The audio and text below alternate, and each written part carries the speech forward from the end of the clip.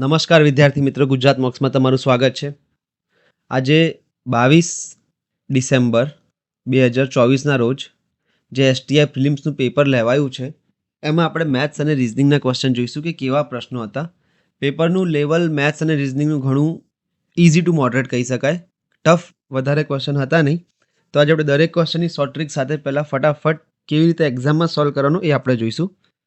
તો વગર time waste કરી આપણે આગળ વધીએ. આ એક પ્રશ્ન આવ્યો હતો પેપરમાં. આજે વિનીતાનો જન્મદિવસ છે.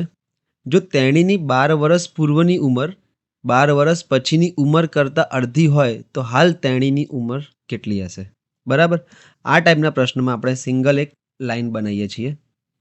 આ એની હાલની ઉંમર છે. ઓકે, એ આપણે માની લઈએ એક્સ. આ શું છે? અહીંયા આવશે 12 વર્ષ પહેલાંની ઉંમર. 12 વર્ષ પહેલાંની ઉંમર કેટલી હશે? X minus 12. અને એવી જ રીતે 12 વર્ષ પછીની ઉંમર 12 વર્ષ પછીની ઉંમર થઈ જશે એક્સ પ્લસ 12. ઓકે, આ તો એકદમ બેઝિક વસ્તુ છે કે જો હાલની ઉંમર હું એને એક્સ ધારી લઉં તો 12 વર્ષ પહેલાંની એક્સ માઇનસ 12 અને 12 વર્ષ પછીની એક્સ પ્લસ 12 થઈ જશે. પણ હવે શું કીધું છે કે આ જે 12 વર્ષ પહેલાંની ઉંમર છે એ 12 વર્ષ પછી એટલે કે એક્સ પ્લસ 12ના અડધી છે. એટલે કે એક્સ માઇનસ 12 છે એ એક્સ પ્લસ 12 કરતાં અડધી છે એટલે ભાગ્યા 2 છે. બસ પતી ગયો. આ તમારો જવાબ આવી ગયો. ચોકડી ગુણાકાર પ્લસ માઇનસ અને જવાબ રેડી. કેવી રીતે? 2 અહીંયા જશે તો 2x માઇનસ 24 બરાબર એક્સ પ્લસ 12. એક્સ એક બાજુ લઈ જાઉં તો એક્સ બરાબર આ 24 આમ જશે, માઇનસ છે પ્લસ થઈ જશે એટલે કે 36. હાલની ઉંમર કેટલી આવી ગઈ? હાલની ઉંમર એની આવી ગઈ છે ઓપ્શન ડી એ 36. આગળ વધી બીજા પ્રશ્ન તરફ. આ રિઝનિંગનો ક્વેશ્ચન છે. કમ્પેરિઝનમાં અજયની ઊંચાઈ અમિત કરતાં વધારે છે પરંતુ રોહિત કરતાં ઓછી છે. રાહુલની ઊંચાઈ સૌથી ઓછી છે તો તેમને ઊંચાઈ પ્રમાણે ચડતા ક્રમમાં ગોઠવતા તે ક્રમ કયો હશે? ચડતા ક્રમમાં એટલે મિત્રો કે જે સૌથી નાનો હશે સૌથી પહેલાં આવશે.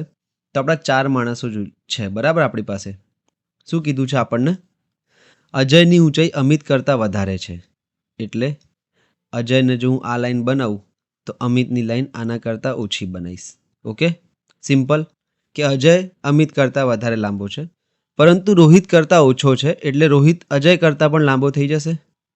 આ આપણને ખબર પડી ગઈ.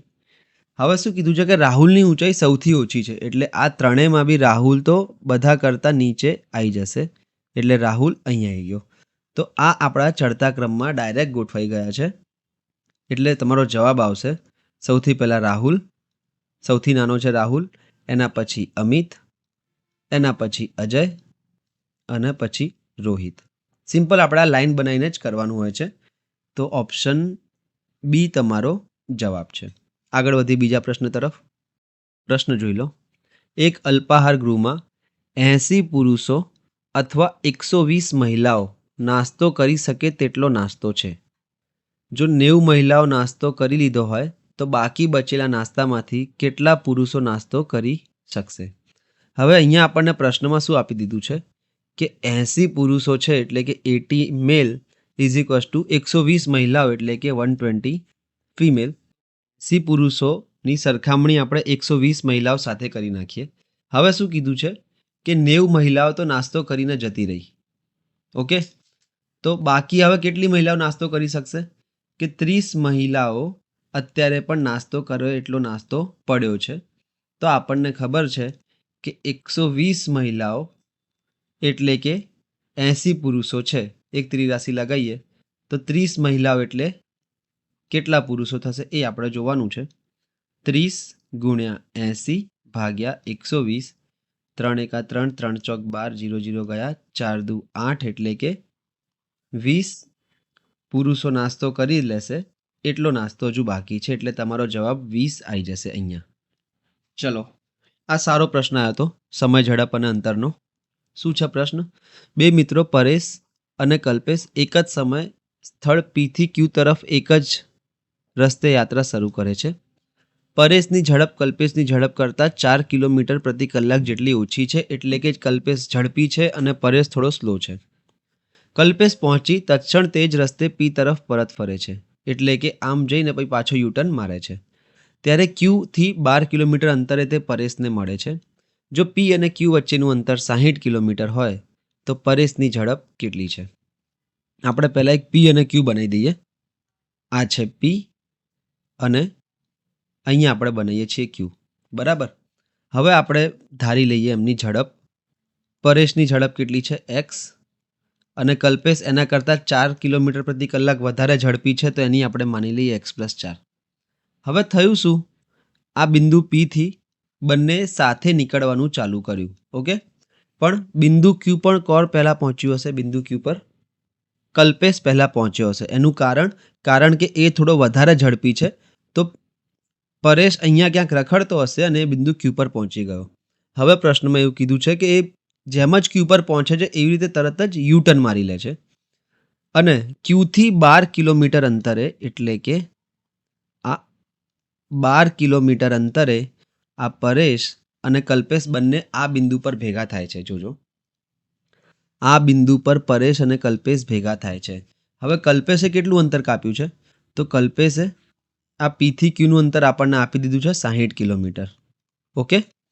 તો કલ્પેશ પહેલાં પીથી ક્યુ પર ગયો અને ક્યુથી પાછો અહીંયા આવ્યો, એટલે કે એણે કેટલું અંતર કાપ્યું? પહેલાં તો આ 60 કિલોમીટર કાપ્યું અને પછી આ 12 કિલોમીટર કાપ્યું, એટલે કલ્પેશનું અંતર કેટલું છે? કલ્પેશનું અંતર 72 કિલોમીટર કાપ્યું એણે. અને પરેશે કેટલું કાપ્યું? તો પરેશ અહીંયાથી અહીંયા સુધી જ પહોંચ્યો છે, એટલે કે આખું 60 પણ કવર નથી કર્યું, એણે 12 કિલોમીટર બાકી રાખી દીધું છે, તો એણે 48 કિલોમીટર અંતર કાપ્યું છે. પરેશે અંતર કાપ્યું છે 48 કિલોમીટર. ઓકે. હવે એમની તમે ઝડપ જોઈ લો. પરેશની ઝડપ એક્સ છે, કલ્પેશની ઝડપ x+4 છે. કલ્પેશે અંતર કાપ્યું 72 કિલોમીટર, પરેશે અંતર કાપ્યું 48 કિલોમીટર. હવે બંનેને જો સમાન સમય લાગે તો આ બંનેના સમય જોઈએ, તો સમય એટલે કે અંતર ભાગ્યા ઝડપ કરીએ તો પરેશ માટે શું થઈ જશે? પરેશે 48 કિલોમીટરનું અંતર કાપ્યું અને ઝડપ એક્સ બરાબર. કલ્પેશ માટે શું થઈ જશે? કલ્પેશે 72 કિલોમીટરનું અંતર કાપ્યું અને એની ઝડપ x+4.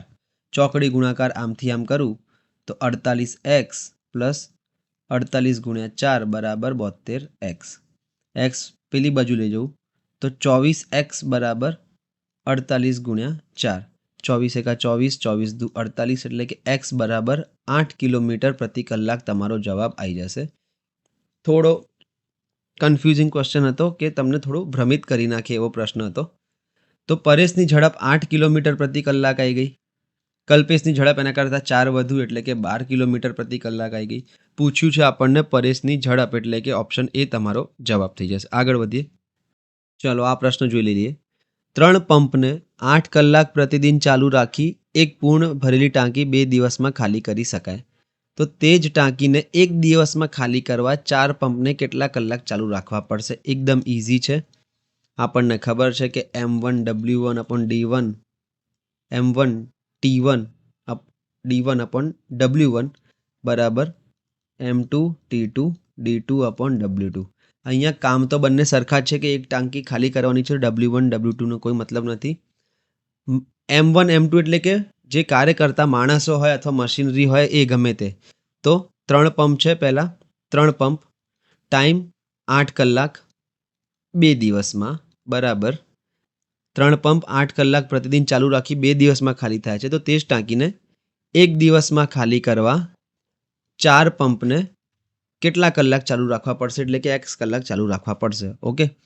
તો 4 × 4 4 × 8, તો x બરાબર થઈ જશે 3 × 6 6 × 12, એટલે કે 12 કલાક એને ચાલુ રાખવા પડશે. નેક્સ્ટ ક્વેશ્ચન પર જોઈએ. જો એક વર્ગમાં 5 વિદ્યાર્થીઓ ગેરહાજર હોય તો બાકી રહેલા વિદ્યાર્થીઓને 6 એક સરખી ટુકડીમાં વહેંચી શકાય છે, અને જો 6 વિદ્યાર્થીઓ ગેરહાજર હોય તો બાકી રહેલ વિદ્યાર્થીઓને 5 એક સરખી ટુકડીમાં વહેંચી શકાય છે, તો વર્ગમાં કુલ વિદ્યાર્થીઓ કેટલા હશે? મિત્રો આ ટાઈપના પ્રશ્નો તો આપણે ઓપ્શનથી જતા રહીએ ને તો વધારે સારું રહેશે. કેમ? ઓપ્શન શું છે આપણી જોડે? 60, 61, 89 અને 71. પહેલું સ્ટેટમેન્ટ આપણે વાંચીએ તો શું છે કે 5 વિદ્યાર્થીઓ ગેરહાજર હોય તો બાકી રહેલા વિદ્યાર્થીઓને 6 એક સરખી ટુકડીમાં વહેંચી શકાય, એટલે કે 6 વડે ભાગી શકાય છે. એટલે આ બધી સંખ્યામાંથી જો હું 5 માઇનસ કરું તો 6 વડે ભાગી શકાય. આમાંથી 5 માઇનસ કરું તો 55 થઈ જશે. આને ના ભાગી શકાય એટલે આ ઓપ્શન નથી. આમાંથી 5 માઇનસ કરું તો આ શું થઈ જશે 56. આને 6 વડે ના ભાગી શકાય તો આ પણ ઓપ્શન નથી. આ છે 89. 89માંથી હું 5 માઇનસ કરું તો 84 આવશે. આને 6 વડે ભાગી શકાય તો આના ચાન્સ છે. 100% ના કહું કે આ જ આવશે પણ આના ચાન્સ છે. એવી રીતે 71. 71માંથી 5 માઇનસ કરીશ તો 66 આવશે. એટલે કે આને પણ 6 વડે ભાગી શકાય તો આના ચાન્સ છે. એટલે આપણા બે ઓપ્શન 60 અને 61 તો નીકળી ગયા. 89 અને 71 વધ્યા છે. હવે શું કીધું છે? બીજી શરત એ છે કે 6 વિદ્યાર્થીઓ ગેરહાજર હોય તો 5 એક સરખી ટુકડીમાં વહેંચી શકાય. એટલે કે જો આ સંખ્યાઓમાંથી 6 માઇનસ કરું તો 5 વડે ભાગી શકાય. તો આપણા જોડે હવે સંખ્યાઓ કઈ વધી છે? 89 અને 71. આમાંથી હું 6 માઇનસ કરીશ તો 83 જવાબ આવશે. આને 5 વડે ના ભાગી શકાય એટલે કે 89 પણ આપણો જવાબ નથી. પણ આમાંથી જો હું 6 માઇનસ કરીશ તો 65 વધશે એટલે કે આને 5 વડે ભાગી શકાય. આ આપણો 71 જવાબ છે. Right answer is 71. આ આપણો જવાબ છે. આગળ વધી બીજા પ્રશ્ન તરફ. બે વ્યક્તિઓ એ અને બી એક જ સ્થળેથી અનુક્રમે 9 વાગે અને બપોરે 2 વાગે પ્રવાસ શરૂ કરે છે. જો તેઓ એક જ દિશામાં અનુક્રમે 7 અને 12ની ઝડપથી ગતિ કરે તો એકબીજાને કેટલા વાગે મળશે? ચલો વાંધો નથી, ઇઝી ક્વેશ્ચન છે. સાપેક્ષ ગતિનો આ ટ્રેક છે આપણો, બરાબર. આ ટ્રેક ઇન્ફાઇનાઇટ સુધી જાય છે. આ સ્ટાર્ટિંગ પોઈન્ટ છે. માણસ એ અને બી, એની ઝડપ કેટલી છે? એની ઝડપ છે 7 કિલોમીટર પ્રતિ કલાક. બીની ઝડપ છે 12 કિલોમીટર પ્રતિ કલાક. એને નીકળવાનો ટાઈમ સવારે 9 વાગે અને બી નીકળવાનો ટાઈમ છે બપોરે 2 વાગે. તો મિત્રો આ એ બી કરતાં પહેલાં નીકળી ગયો. કેટલા કલાક પહેલાં નીકળી ગયો? 5 કલાક પહેલાં. તો બી જ્યારે 2 વાગે અહીંયાથી નીકળવાનું ચાલુ કરશે ત્યારે એ ક્યાંક આગળ પહોંચ્યો હશે. તો આપણે માની લઈએ એ ક્યાંક અહીંયા પહોંચ્યો છે. એની ઝડપ છે 7 કિલોમીટર પ્રતિ કલાક અને એણે અંતર કેટલું કાપ્યું હશે? તો જે 1 કલાકમાં 7 કિલોમીટર અંતર કાપતો હોય તો 9 થી 2 એટલે કે 5 કલાકમાં 7 પંચા 35 કિલોમીટરનું એણે અંતર કાપી દીધું હશે. ઓકે, હવે શું થયું? બીએ પણ ચાલવાનું ચાલુ કર્યું. કેટલી સ્પીડથી? 12 કિલોમીટર પ્રતિ કલાકથી. તો સાપેક્ષ ઝડપ કેટલી થઈ ગઈ? સાપેક્ષ ઝડપ થઈ ગઈ 12 - 7, કારણ કે સમાન દિશામાં છે તો 5 કિલોમીટર પ્રતિ કલાક. સાપેક્ષ અંતર કેટલું છે બંને વચ્ચે? તો અંતર છે બંને વચ્ચે 35 કિલોમીટરનું. તો સમય કેટલો લાગશે? તો સમય મને ખબર છે કે અંતર 35 ભાગ્યા ઝડપ 5 એટલે કે 7 કલાક લાગશે. એટલે કે બી જ્યારે ચાલુ કરશે ને 2 વાગ્યાથી આમાં 7 કલાક બીજા એડ કરી દઉં તો 9 વાગે બંને ભેગા થશે. ક્યાંક આગળના બિંદુ પર એ અને બી બંને ભેગા થશે. ઓકે, નેક્સ્ટ ક્વેશ્ચન જોઈએ. પ્રથમ 10 બેકી સંખ્યાઓની સરેરાશ સીધી સિરીઝ બનાવી દો. 6, 8, 10. ડબલ કરવાનું છે. પ્રથમ 10 પૂછી હોય તો છેલ્લી સંખ્યા કઈ હશે? 20. આ આપણી શ્રેણી બની ગઈ છે. શ્રેણીમાં પહેલું પદ 2 વત્તા છેલ્લું પદ 20 ભાગ્યા 2 કરું એટલે સરેરાશ મળી જાય. 22 ભાગ્યા 2 એટલે કે 11 મારી સરેરાશ છે. ઓપ્શન બી જવાબ છે. આપણે ઘણા ક્વેશ્ચન કરેલા પણ છે. વિષાણુઓની સંખ્યા, સારો ક્વેશ્ચન છે. વિષાણુઓની સંખ્યા દર 9 મિનિટે બમણી થાય છે. જો પ્રારંભમાં વિષાણુઓની સંખ્યા x હોય તો 1.5 કલાકમાં એ કેટલી થઈ જશે? દર 9 મિનિટે શું થાય છે? 2 ગણા થઈ જાય છે. સ્ટાર્ટિંગમાં કેટલી છે? x. સમજી લો. 9 મિનિટ પછી કેટલી થઈ હશે? તો 2x. પછી 18 મિનિટ પછી કેટલી થઈ હશે? તો 4x. 3x ના કરી નાખતા, કારણ કે બમણી થાય છે એટલે કે 2x ના ડબલ 4x થઈ જશે. તો એવી રીતે આપણે 90 મિનિટ સુધી જવાનું છે. તો 90 ભાગ્યા 9 કરું તો શું મળી જશે મને? 10. કેમ 90? કારણ કે 1.5 કલાક મને કીધા હતા. 1.5 કલાક એટલે કે 90 મિનિટ અને મારે 9 મિનિટના સ્પેલ જોઈએ. એટલે કે મારા જોડે 10 સ્પેલ હશે, 10 સાયકલ ફરશે. તો 2^10 ગુણ્યા x એ મારો જવાબ થઈ જશે. એટલે કે 1024x એ મારો જવાબ થઈ જશે. ઓપ્શન સી એ આન્સર છે. એક વસ્તુને 3000માં વેચી, ઓકે, તો 20% નફો થાય છે. 20% નફો એટલે કે 100%ની મૂળ કિંમત હોય તો 120% એની કિંમત થઈ જાય છે. વસ્તુને 2400માં વેચવામાં આવે તો કેટલા ટકા નફો ખોટ થાય? 3000 એ 120%, તો 2400 રૂપિયા એ કેટલા? આ એક ત્રિરાશી લગાવીશું. 2400 ગુણ્યા 120 ભાગ્યા 3000. 3 0 અહીંયાથી ગયા, 3 એકા 3, 3 ચોક 12, 24 ચોક 96. એટલે કે 100%ની વસ્તુ હોય એ 96% થઈ જાય એટલે કે શું થયું? 4%નો લોસ થઈ ગયો. અહીંયા 100ની વસ્તુ 96 થઈ જાય એટલે કે 4%ની ખોટ થઈ ગઈ. આગળ વધીએ. એક વેપારી 20 લીટર, 30 લીટર અને 10 લીટર એટલે કુલ 60 લીટર તેલ ખરીદે છે. કેટલામાં? આ 12,000માં, આ 15,000માં અને આ 3,000માં, એટલે કે 30,000માં. ઓકે, તો આને 1 લીટર તેલ કેટલાનું પડ્યું? તો 30,000માં 60 લીટર એટલે કે 1 લીટર પડ્યું અને 30 ભાગ્યા 60, 3 એકા 3, 3 દુ 6, 500 રૂપિયા પ્રતિ લીટર આને પડ્યું. ઓકે, આ એની ખરીદ કિંમત થઈ ગઈ. હવે શું કરે છે? 3 તેલનું મિશ્રણ તૈયાર કરીને 800 પ્રતિ લીટરે વેચે છે.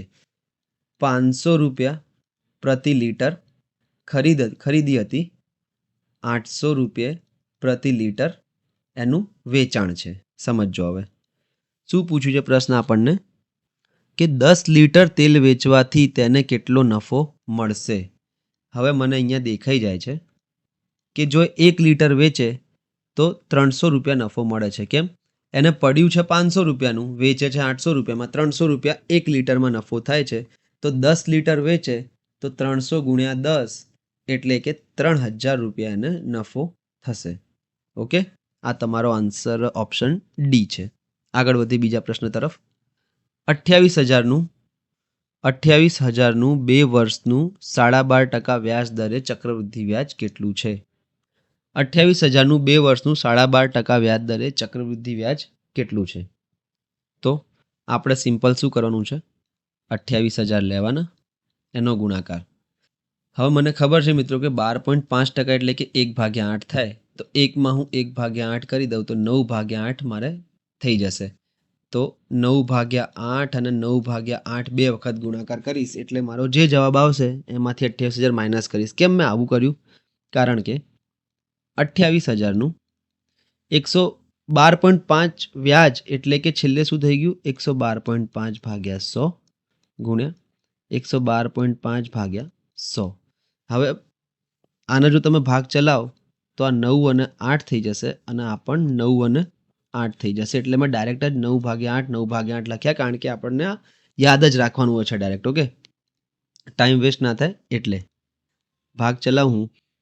8 એકા 8, 8 તરી 24, 8 પંચા 40, 0 0. ફરીથી ભાગ ચલાવીશ.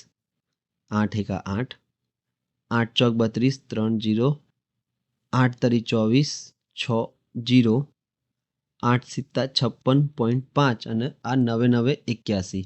એટલે કે મારે ખાલી એક ગુણાકાર કરવાનો છે, 437.5 ગુણ્યા 81. આનો જો ગુણાકાર કરી દઉં હું તો શું થઈ જશે? 8 પંચા 40ની શૂન વધી પડી 4, 8 સિત્તા 56, 56 ને 4 60નો છકડો વધી પડી 6, 8 તરી 24, 24 ને 6 30ની શૂન વધી પડી 3, 8 ચોક 32 અને 3 35 અને નીચે આવી જશે 4375. તો તમારો જવાબ શું આવી ગયો? 35,437.5. અહીંયા મેં પોઈન્ટ અહીંયા મૂકી દીધા. ઓકે, એટલે કે 28,000ની વસ્તુ 35,437.5ની થઈ ગઈ. તો આ બંનેની બાદબાકી કરું તો 7,437.5 એ મારો જવાબ, એટલું મારું વ્યાજ થઈ ગયું. 7,437.5 ઓપ્શન સી એ મારો આન્સર થઈ ગયો છે. આગળ વધીએ.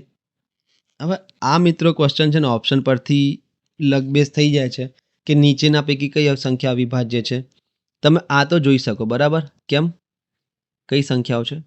517, 559, 571 અને 533. આ તો જોઈ શકાય કે 5 ને 7 12, 12માંથી 1 જાય તો 11 આવે છે, એટલે કે 11 વડે આ ભાગી શકાય. એટલે આ તો અવિભાજ્ય નથી જ, બરાબર? પણ આ બધી સંખ્યાઓ ચેક કરવી હોય આપણે તો શું કરવાનું કે આ કોના વર્ગની નજીક છે? તો 23ના વર્ગની નજીક છે. તો 23થી નીચેના જેટલા પણ અવિભાજ્ય સંખ્યા હોય એનાથી ભાગીને આપણે જોવા પડશે. તો 11 પછી 13થી આપણે ટ્રાય કરીએ. તો 13થી આને ભાગીએ તો શું થશે? 13 ચોક 52, 3 9 13 તરી 39 આ 13 થી ભાગી શકાય એટલે આ અવિભાજ્ય નથી. આને ભાગીને જોઈએ 13 ચોક 52 5 1 આને 13 થી ના ભાગી શકાય એટલે આ હોઈ શકે. અહીંયા 13 થી જોઈએ તો 13 ચોક 52 અને 13 એકા 13 આ પણ 13 થી ભાગી શકાય છે. એટલે 571 એક એવી સંખ્યા છે જે અવિભાજ્ય છે. આ તો આપણને અહીંયા 13 થી મળી ગયું એટલે આપણે ડાયરેક્ટ મૂકી દીધા. અમુક ટાઈમે 17 પણ હોઈ શકે, 19 પણ હોઈ શકે. તો આ તો લક ફેક્ટર છે કે તમે કયો ઘડિયો લગાવી દીધો છે અને કયો લાગી ગયો એવી રીતે. આગળ વધીએ બીજા પ્રશ્ન તરફ. એક્સ એક કામ 12 દિવસમાં કરે છે. વાય એ એક્સ કરતાં 60% વધારે કાર્યક્ષમ હોય તો વાય એકલો તે કામ કેટલા દિવસમાં કરશે? જોઈ લો. એક્સ એક કામ 12 દિવસમાં કરે છે. ઓકે, આ એક્સનું કામનો રેટ છે કે 1/12 એટલે કે એક દિવસમાં 12 કામ કરે છે. જો પેલો વાય છે એ 60% વધુ છે એટલે કે 160% છે. તો આને હું ભાગ ચલાવું તો શું થઈ જશે?